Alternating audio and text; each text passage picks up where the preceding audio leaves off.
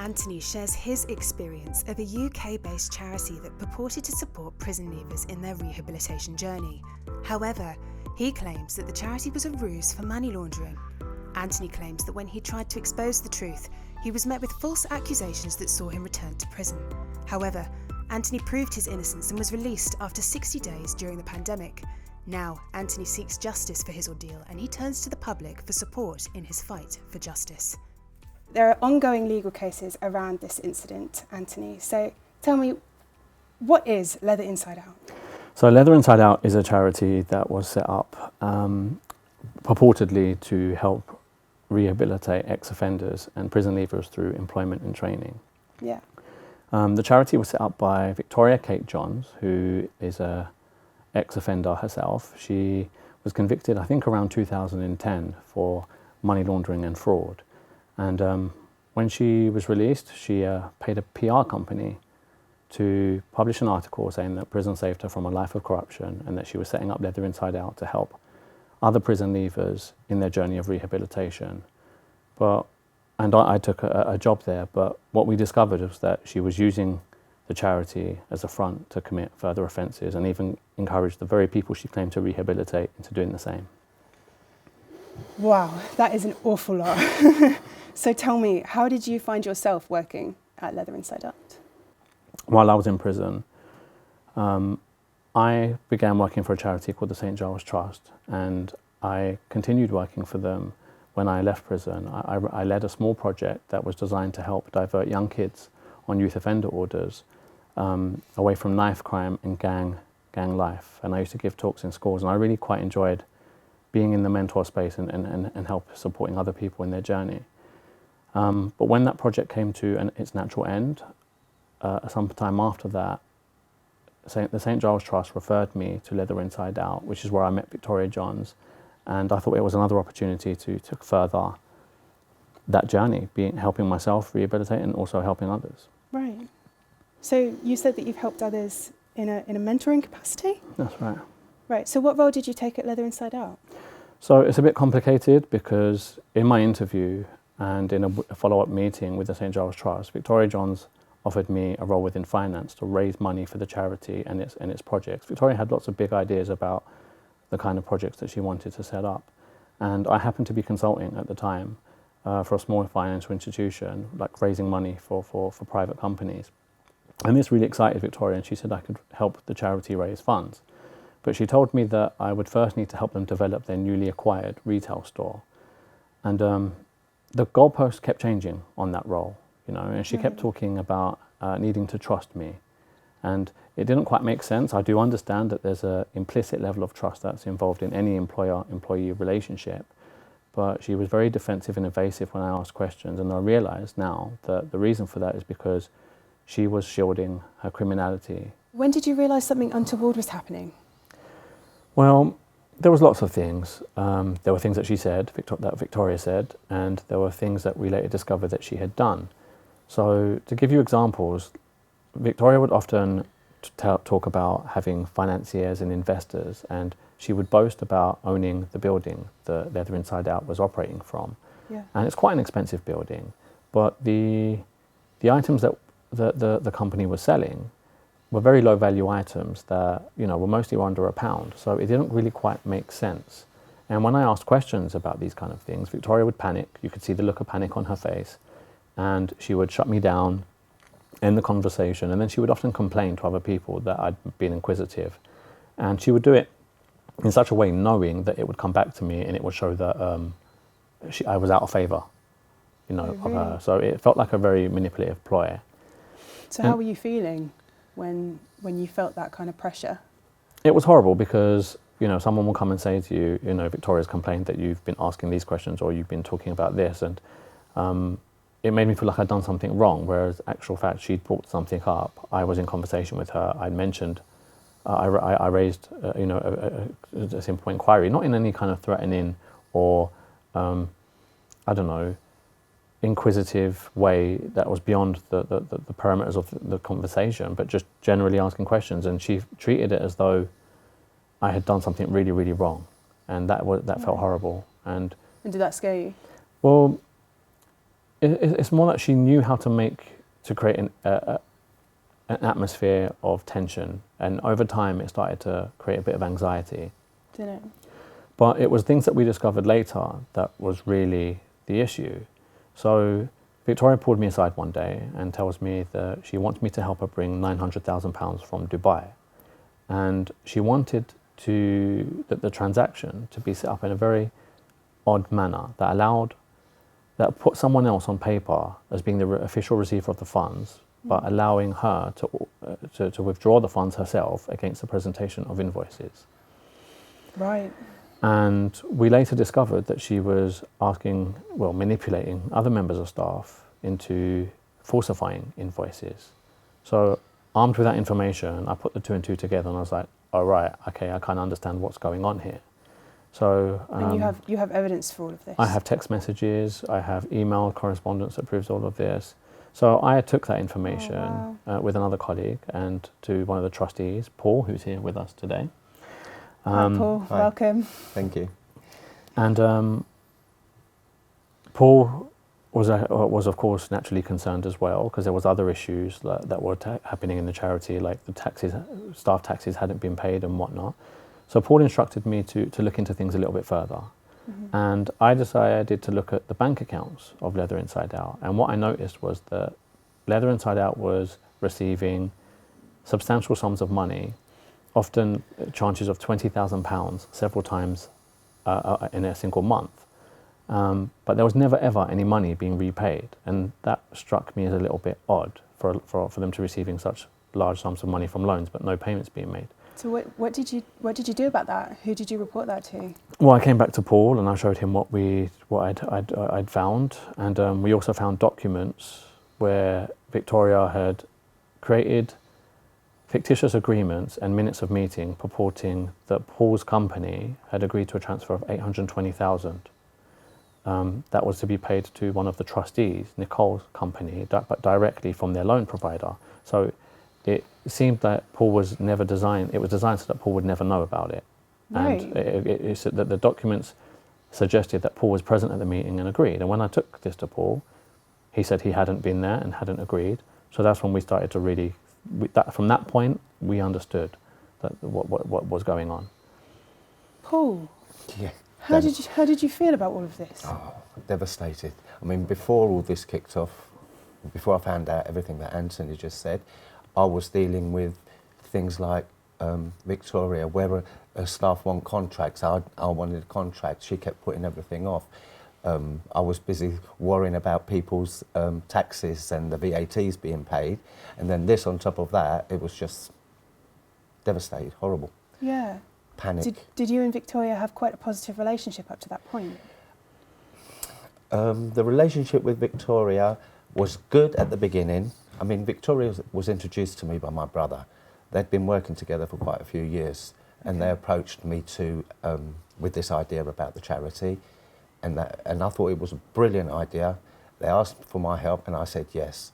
And at the beginning, the first few months, everything was going fine. But originally, her idea, the way she pitched it to me, was they had investors ready to put money into this scheme because it was such a good scheme and whatever. But by the time everything came and the deal went through, there were no investors, and apparently it was all just a bank loan, which I wasn't 100% informed about or told about or anything. Right. So remind me, what exactly was your role at Leather Inside Out? At Leather Inside Out, I was a trustee. She put me down as a trustee, and I was also a director of my brother's company, Leatherworks London, which is one of the other companies that she was running.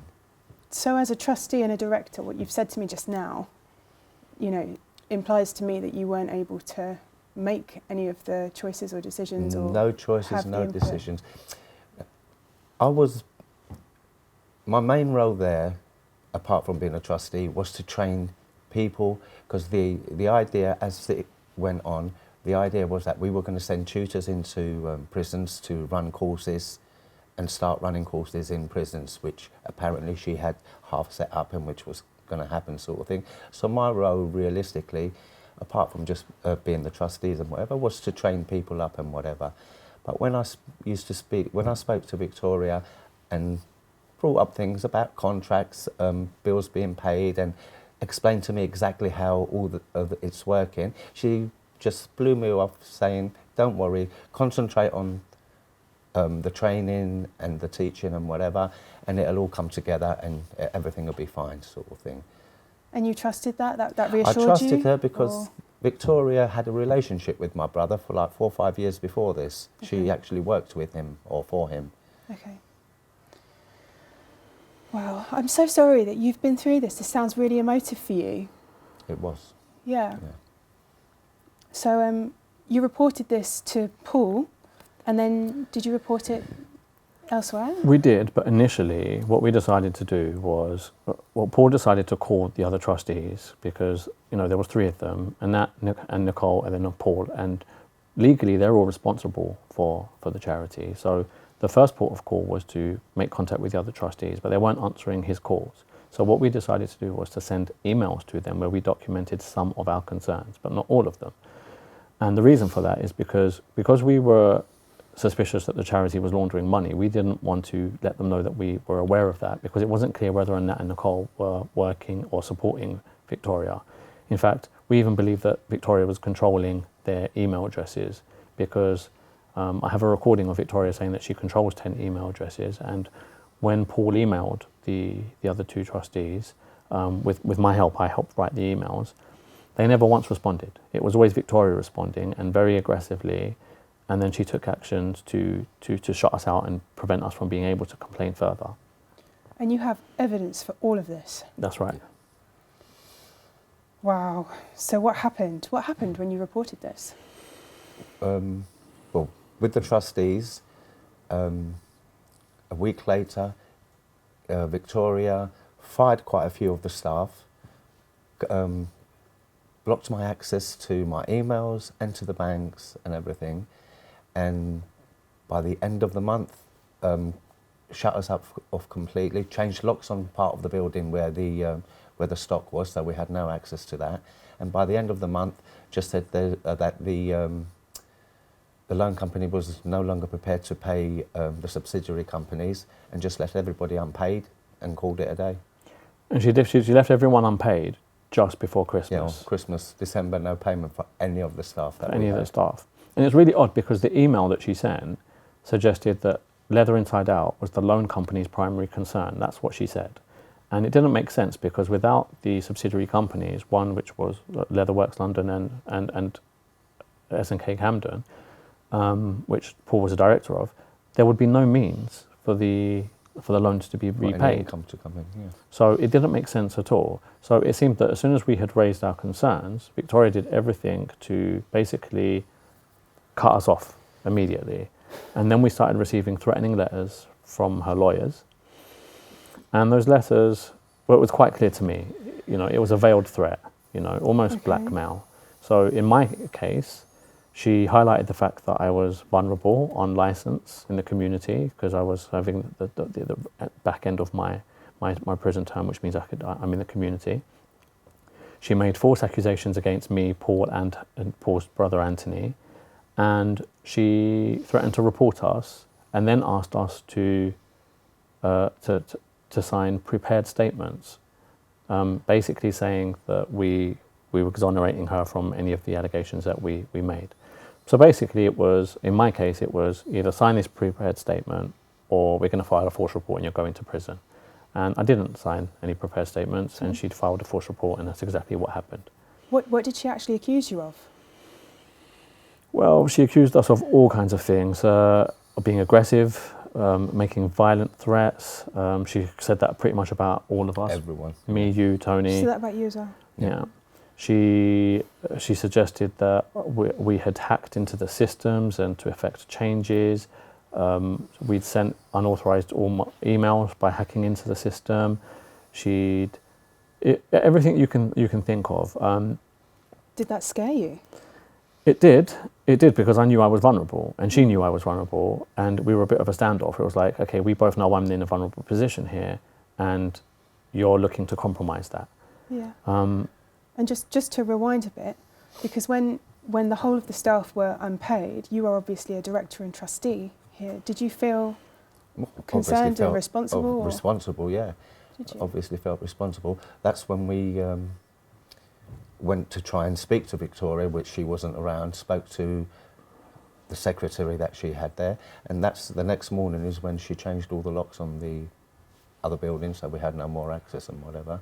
So that happened. You were put in that position where you felt responsible, and then you had these accusations made about you. Yes. And how did that make you feel? Not good at No. all. Yeah. No. And you had positive relationships with the staff. Yes. You know. The staff were very understanding with me and my brother Tony.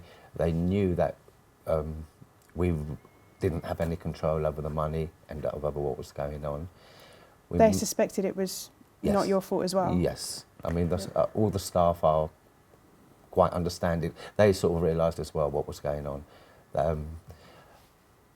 It was meant to be a partnership with everybody, everyone knowing what was going on, but then I think they realised whatever Victoria was doing, me and my brother had no idea what was going on.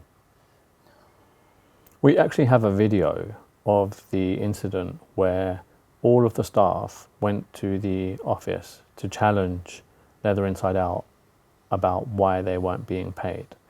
And the member of staff, Amber, calls up Victoria in a panic and says, look, all the staff here, they're videoing me and they want to know why they're not being paid. And you can hear Victoria saying to Amber, tell them to talk to John McClellan. And John McClellan was the head of the finance company financing the charity, providing the loans, the fake loans. And they just kept repeating, like, speak to John McClellan, speak to John McClellan. And everyone was asking, well, who is this John? And why is it his responsibility to talk to us? Like, he's got nothing to do with the company. And the point I'm making here is that it was just an odd situation for Victoria to suggest that we should speak to a finance company whose primary concern is the backing of Leather Inside Out, when we were kind of making all of these allegations. So then we ended up speaking to the loan company and telling them that we're actually concerned that the charity is being used, is laundering money. And that's when things went crazy. That's when things went absolutely crazy. That's when we started getting the threats. We tried to take it to the police, and basically they told us to go to Action Fraud, an online service. So we reported it there.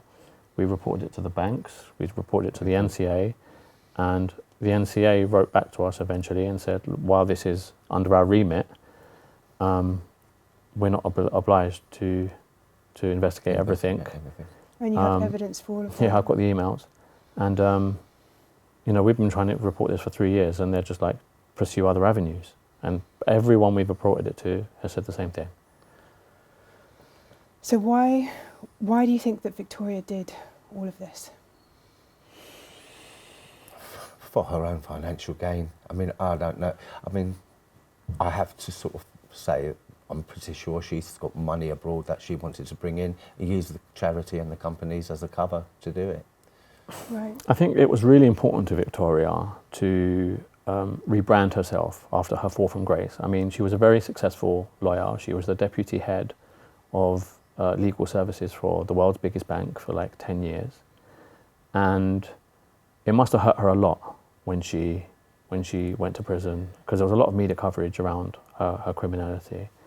So I think Leather Inside Out was an opportunity for Victoria to rebrand herself and position herself as a saviour to others, a reformed character, helping other people along their journey. But the reality is that she was using the prison contracts as a shield to launder money, is the way that we see it. Wow, that is an awful lot to have had to go through. And these are some really intense accusations that you guys are making against the charity. So when you made these accusations to Victoria, when you shared this with her and you say it all exploded, what do you mean by that? Like, what else happened? So after we got the threatening letters from her lawyers, I got a call from my dad one day, and he said, the police are here and they want to talk to you. And I was like, amazing. I thought they were there to respond to the reports that Paul and I had made. Yeah. And my dad puts me on the phone to the police officer, and he says, I said, I'm a bit busy right now. I was actually in a cafe looking at some of the evidence with a number of members of staff. I told him, I was just like, tell me the name of the senior investigator and I'll make contact and we can arrange a meeting. And he's like, oh, no, just hand yourself into any police station. I was like, excuse me? He's like, yeah, just hand yourself into any police station. And from that moment, my heart sunk. I was like, I knew what that meant. It meant that my license had been revoked and I was being recalled to prison. From that moment on, I knew that I couldn't spend time at home because if I did, they would take me and I would be recalled to prison for God knows how long, and it would be tough trying to fight the system. So, you know, one evening in the early hours of the morning, I collected all my things and I left, and I was sofa surfing, and I tried to use as much time as I could to collect as much evidence and to try to appeal the decision to recall me. But the probation service refused to hear my appeal until I was inside. They said, I'm sorry, you can't appeal this from the outside, which was shocking. I just didn't know how to respond to that. There's no logic in that whatsoever. But luckily, Victoria left clues about what her accusations were. She left those in the letters that she'd written, well, her lawyers had written, and to what she told the St. Giles Trust. And that gave me an indication of not just what she was saying, but how she was going about it. She was looking for things in our communication where she could make an exaggerated claim. Right. And I spent 79 days in the community collecting evidence. I managed to collect some of the audio recordings and videos that we took while at work of conversations and meetings. I had signed statements from members of staff. I got a signed statement from the St. Giles Trust. And there was lots of documents, emails and text messages to support my position. And I uploaded that to a Google Drive so that whoever was representing me rather, they would be in a position to provide that information and hopefully get me out. And it was just a case of time and when. And unfortunately, I was incarcerated on the 18th of March 2020, the first day of the national lockdown, and it was painful. So, rewind again, go back a bit. So, how did you feel, Paul, after because you had collaborated together to kind of... I felt so awful because I just felt responsible for him having his licence revoked and everything. Did you? Yeah, it was a bad time. And at the time, which didn't help, I was not very well, so I ended up in hospital for an operation, which was a pre-existing thing sort of thing. So, right. yeah, it just wasn't a good time for any of us, really. No, and then there was the lockdown as well. Yes. So that must have been quite scary. Yeah. To have been. So you collected this evidence and you didn't hand yourself into the police for how many days? It was 79 days before I was 79 incarcerated. days. And then when you were incarcerated, how long were you potentially going to have to spend in prison? It was for the rest of your sentence? How? Another 2 years. It was 2.5 years because she made sure to tick all of the boxes. She's a lawyer. She knew how to beat the system. She had her lawyers write to the probation service, if I'm not mistaken, and she made sure to tick all of the risk keywords to make sure that I would get the maximum, and that's what happened. Right. And I was expected to serve 2.5 years subject to appeal. Okay, so how long did you serve and what happened with the appeal? Well, fortunately, I spent 60 days in prison, in lockdown. It was very, very harsh conditions because it was just as the regime was changing to accommodate COVID, which means that we went days without being able to leave. It was 23 hours lockup generally. We couldn't always access a phone. Everything. It took 6 weeks just to get telephone numbers added onto my phone, just so that I could even make calls to my family. It was harsh. I expected to be there for at least a year, even if I was successful. So the conditions of being a prisoner in the prison service during the pandemic, were that you were confined to what? Just a cell? You weren't allowed just to speak to a cell with one other person. Okay. And that was quite challenging as well. I won't go into reasons why, but it was a little bit of a challenge. And yeah, it was the uncertainty. There were two things that really bothered me. It was the uncertainty of not knowing how long I was going to be there for, and also the sense of injustice I experienced knowing that the reason I was there was not because I had done something wrong, but it was because Victoria was trying to cover up her criminality, and that hurt me. And Right. and my whole family and everyone else had to go through that. And I know Paul felt bad, and it was not your fault. You know, it was Victoria's fault. She made a conscious, deliberate decision to achieve that outcome. So it's no one but Victoria's fault. And she knew. And the trustees. She knew that you were going to have to spend the rest of the sentence there. She intended that. She intended. I mean, if you look at what she wrote about me, she, you know, you could almost do an exercise. You'd be like, okay, well, she's ticked this key term for risk. She's ticked this one. She's accusing me of committing further offences. She accused me of not disclosing my parts of my criminal record, which makes no sense. I came from one charity that employs ex-offenders. In fact, I was working with the St. Giles Trust while I was in prison, so they would have been given all of my offences. So I say like there's loads or anything, but anything that was on a record would have been passed over from that point. Right. So it was a complete lie that she didn't know. She was just making up everything. But we have absolute 100% undeniable evidence that disproves everything that she has said beyond reasonable doubt. What happened with your appeal? So, fortunately, all of the evidence that I collected benefited me, and I won my appeal. They released me in 60 days. So it was an instant release, actually, but it happened to be 60 days that had passed. So I was incarcerated from the 18th of March to the 18th of May. And how did you find that out? Someone came and it was just amazing. let you out? It was a knock on the door, so to speak. They unlocked it and they said, "Mr. Savva, you've won your appeal. You're leaving." I was like, "Great, when?" "Now." I was like, wow. "What?" I was like, "Get your things. You're going now." And it was shock. It was amazing. I made a quick phone call to my girlfriend and my family. I said, "I'm coming home now. Like, get dinner ready." And it was an amazing feeling. So you were being released from prison. What happened next? Well, I wanted to determine if any of our reports had made any difference. So I did an internet search on Leather Inside Out, and I discovered that Victoria had published another article. She paid a PR company to have an article published that she wrote titled "Prisoners are being condemned to death. Why doesn't anyone care?" And it was all about how sending someone to prison during COVID is like giving them a death sentence. And it honestly felt like she celebrated my incarceration by publishing that article, and that it was a message to me, because she knew that 2.5 years down the line I would come out and I would read that and it would be a blow to me, it would be a sting. It was like adding salt to my wounds, and yeah, it did not. It unsettled me, and that's when I realised that I can't let her get away with this, and I started pursuing her for legal actions. So the way that that's coming across to me is that if what you're saying is true, is that Victoria has set up a charity and written an article for the reason of getting her reputation back on track, you know, or in essence helping ex-cons, when in fact she has done exactly the opposite. Precisely. If what you're saying is true. That's right. Wow.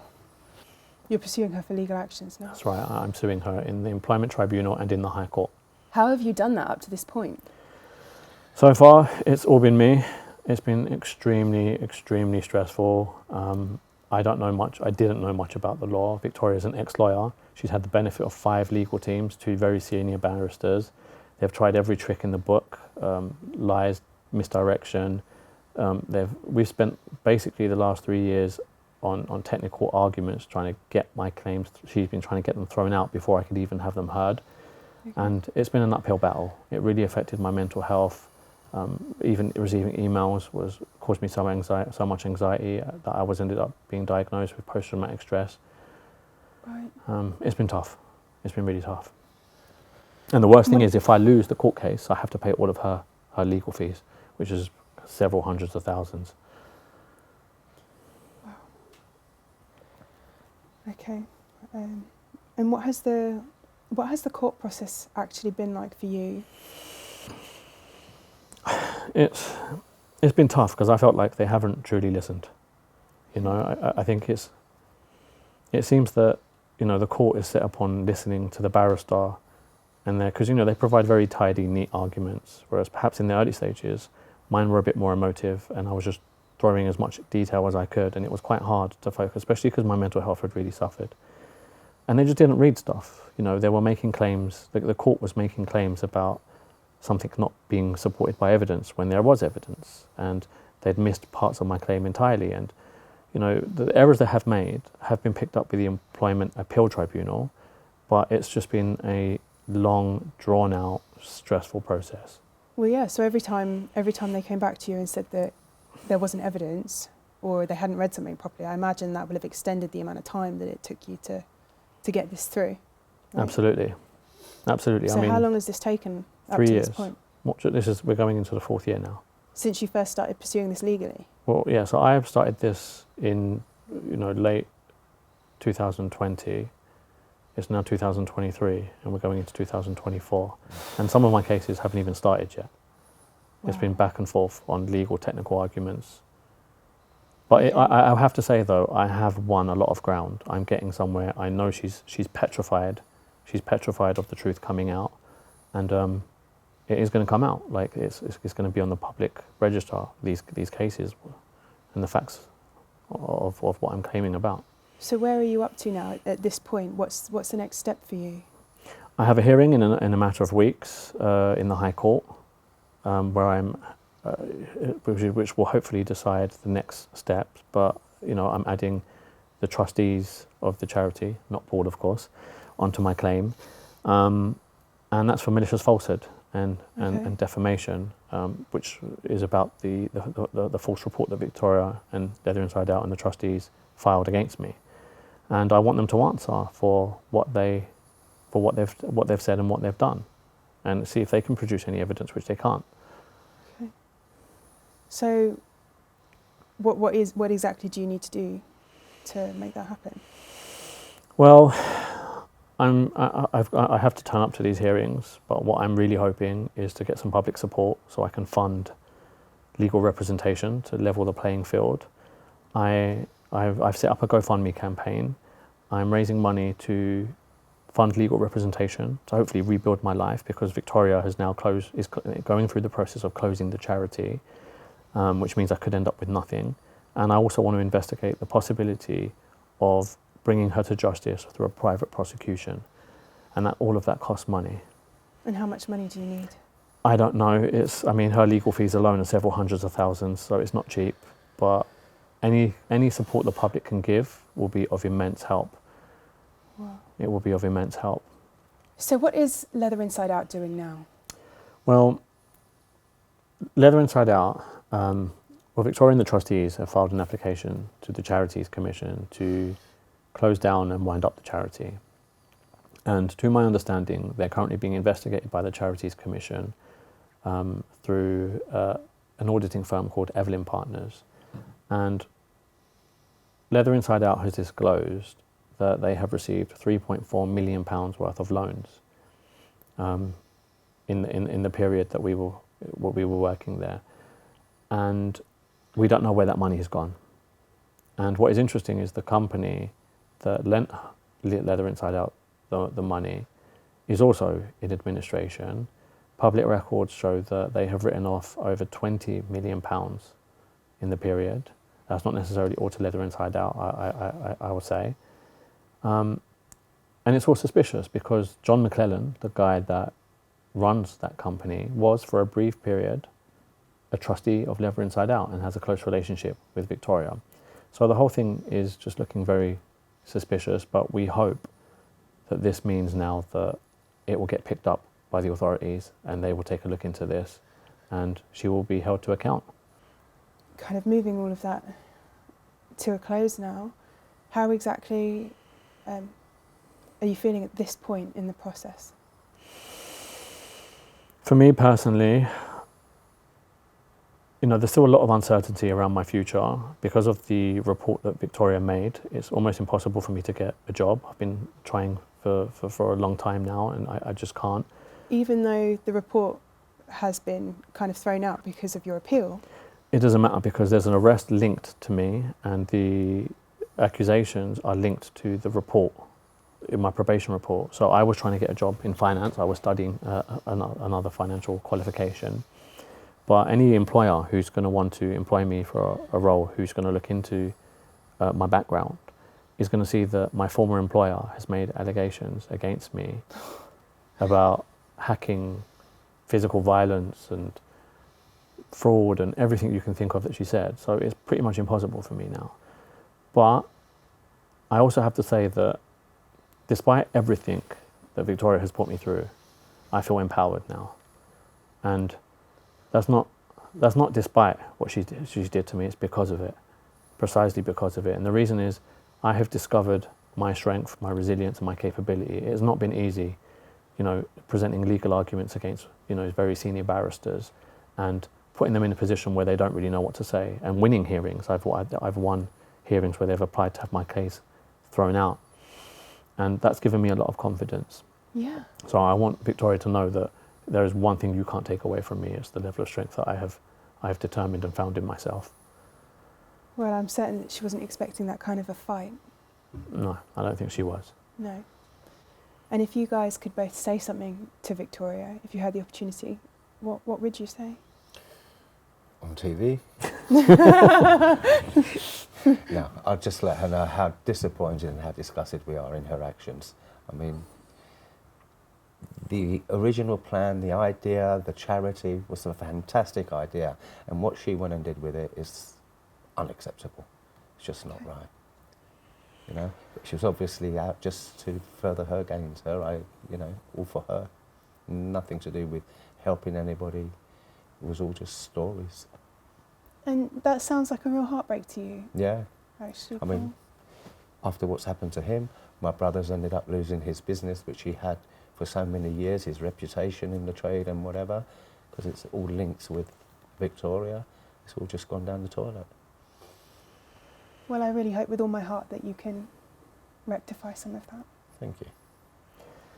For me, I would want Victoria to know that I oppose everything she stands for. She pretended to be someone that went through the process to reform herself, and more than that, she pretended to offer support to help reform other people, when in reality she was encouraging the very people she claimed to rehabilitate to commit further offences. And she's caused harm to everyone, and her weapon of choice was her lies and deceit. But our weapon is the truth, and we will stop at nothing until the truth comes out. Well, Antony, Paul, thank you so much for joining me today, and I wish you all the best of luck with this case. Thank you. Thank you for listening to us. Thank you for having us, yeah. Oh, you've been a joy to have on set. Thank you. If you are willing and able to support Antony's cause, his GoFundMe can be found here. And for any updates regarding this case, his social channels can be found in the links below. Thanks so much for joining. Have a great day.